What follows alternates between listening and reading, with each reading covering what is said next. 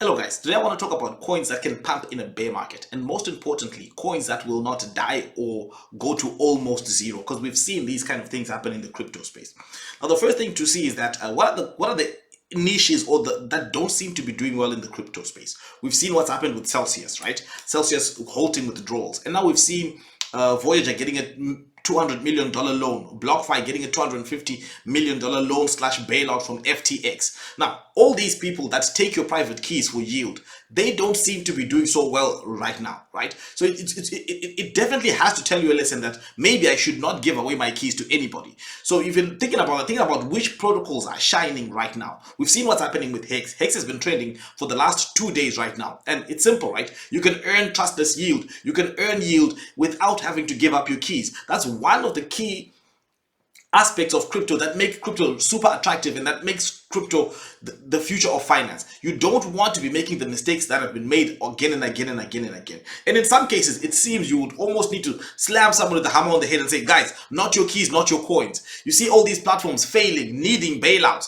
It only means one thing. If someone needs a bailout, it means that they cannot honor withdrawals. That's it. Why else would you need a bailout, right? So these businesses that are not working, I think, are one of those that people should be staying away from. Instead, look at what's growing, what's really outperforming right now. Uniswap is another one, right? If you take a look at Uniswap is doing really well right now. They've got a massive cash balance, right? They're growing their platform, they're creating new technologies, and they're even acquiring an NFT aggregator slash marketplace, right, called Genie. So they're growing from just trading ERC20 tokens to also being able to buy and sell NFTs on Uniswap, right? Amazing stuff. They're growing. But unfortunately, the only thing with Uniswap is this. They're great at technology, building new technology. In fact, they're responsible for SushiSwap, for PancakeSwap. All of those platforms use their code. Pulsex is going to use a lot of code from Uniswap. The big problem that they have is that they don't have good strategy or good business or good tokenomics as well, right? Because if you take a look at it, why are they not launched on Binance Smart Chain? Why are they not on every Ethereum, every blockchain that's Ethereum compatible, that's EVM compatible? There's no reason for them not to be. It doesn't cost them much. The technology has already been built, right? They should deploy on every chain, and they should put a small transaction fee and use that to buy and burn their Uni tokens. Uni token price performance is bad if you're taking a look at compared to the amount of value that they're bringing to the space. In fact, if Uniswap, they had good tokenomics and they were deploying on every blockchain with users, I think that Unitoken could be much more valuable than Ethereum, right? Because obviously first mover advantage, the fact that they have the most liquidity right now on Ethereum, and if they can replicate the same on other blockchains, I think they'll do really well. But despite the fact that they're good at technology and they're not really good at the business end of it, however, I do think that this is a token that will definitely be around for a very long time, given the fact that they're in a good cash position, right? And then they're also good in terms of delivering new technology. They might not have the best business expertise, but hopefully it's something that they can acquire over time. So I think Uniswap is great. FTX is another one, right? FTX is growing. They're acquiring all these assets, but in terms of acquiring assets like BlockFi and Voyager, I don't really see that as a good idea. These are businesses that Celsius doesn't seem to be getting right. BlockFi, they don't seem to be getting it right. And the other one, they don't seem to be getting it right as well, right? And so it seems like a very difficult business to be in. That's what it seems like, especially when you like to spend money like someone who's in crypto, right? Because crypto, the crypto industry is very lucrative. So you want to spend money like you own an exchange when you own these kind of platforms. Not a good idea, right? You end up losing people's funds, and then people can't withdraw anymore. So I don't think it's a good. I think if you look at exchanges, they've proven to be very lucrative. If you look at DeFi applications that have users, they've proven to be very lucrative. These centralized 10%, 8% interest type plays always don't seem to be good businesses to get into. Because right now you see a lot of them failing right now, right? And the big major players are finding it hard. I'll say that it's the same for the smaller players as well. They're also finding it very difficult.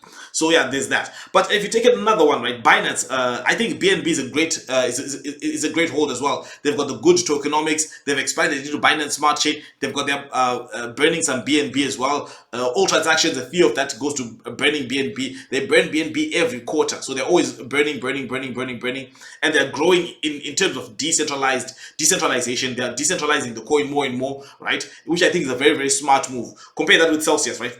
They never decentralized anything. They keep acquiring more centralized entities, They're getting into more and more centralization instead of decentralizing. Decentralizing allows you to to not hold anyone's money, and you only get what you're supposed to, right? For example, if you take a look at Pulsex, right? Pulsex doesn't hold anyone's coins, but there is a fee that goes to buy and burn, right? There's a fee that goes to an address with no expectation of profit. That's what you want, right? A trustless business where you don't even hold people's money to begin with, so you can't lose it because you don't even hold it. So I think that that's a great strategy. Another one that I think is really good is obviously the entire Richard Heart ecosystem. Unfortunately, you can't buy Pulse, you can't buy Pulsex, but I do think that Pulsex in terms of tokenomics is really great, and I do think that at some point, when Pulsex has grown as enough users, I do think that it would be good to expand to other blockchains as well, and then use all the fees you earn there to buy and burn some more PLSX, which I think would be great. That would also allow PLX to be available on multiple blockchains, and it will allow the growth of the whole ecosystem and to benefit from other ecosystems as well. Because one thing is clear. We're definitely not we're not moving towards a more centralized world. We're moving towards a more decentralized world where there's multiple blockchains. If a world where there's only Ethereum is not as decentralized as a world with Ethereum, Pulse Chain, Solana, despite the outages, Avalanche, Matic, that's a more decentralized world where you have multiple layer ones and you can choose whichever you want to play with. So I do think that the whole Richard Heart ecosystem is great because obviously the design from day one comes with great tokenomics and sustainability and all that other good stuff. Now there's obviously Bitcoin. Bitcoin is a good coin to hold. Obviously Bitcoin has been around the longest and it has the most liquidity, has the biggest community, and has the most support, and obviously all regulators seem to love it. It's legal tender in El Salvador, legal tender in Central African Republic, and it is also legal tender or potentially into one of the South American countries. I don't know which one. Let me know in the comments, please. So I do think that Bitcoin is good for that. Then we have Ethereum, right? Unfortunately, Ethereum scalability problems, right? With ETH2 still on the way. I'm confident ETH2 will come out, but I hope it doesn't become like Lightning, because the Bitcoiners have been promising us Lightning Network for the past who knows how many years, right? And it's always a few months away, and we still don't have Lightning Network. I think it's over 5 years now. I started hearing about it in 2017, and even up to now, I'm sure it's out there, but in terms of users, it's just not there. It's just not there yet. It's just not there yet. So I do hope that ETH2 does not follow the same fate, right? Because the problem is obviously creating these tools is extremely hard, and you've got to do it right, especially if you have a blockchain that holds billions of dollars of people's money and livelihoods as well. So all in all, I do think that right now is not a time to be risk on. It's a time to be very risk averse and look at what are the platforms, what are the products that are growing right now. I do think that there's lots more that are growing, right? But I just thought I would share you with these ones, right? Obviously, we've got Hex doing really well, great tokenomics and great product market fit, and it's growing. The community is growing. If you take a look at it's been trading for the past 2 days right now on Twitter and on most data aggregators as well. It's been trading. More people are coming in, right? Obviously, when the whole market had a little minor pump, Hex pumped as well. It pumped a lot more than most other coins out there.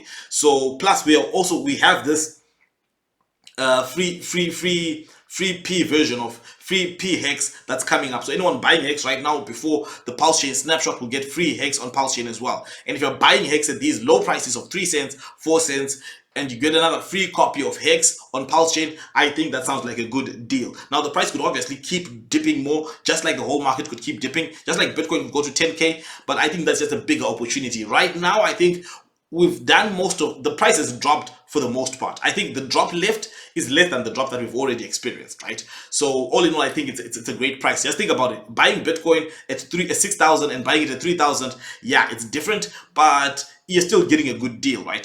Just if you were to go back to the 2018 bottom of Bitcoin. So all in all, those are my thoughts on this. I think that there's many other coins out there that are good holds that will do well through the bear market, but I think that these are just some of the ones that I'm thinking about, and I will talk about others as I find them.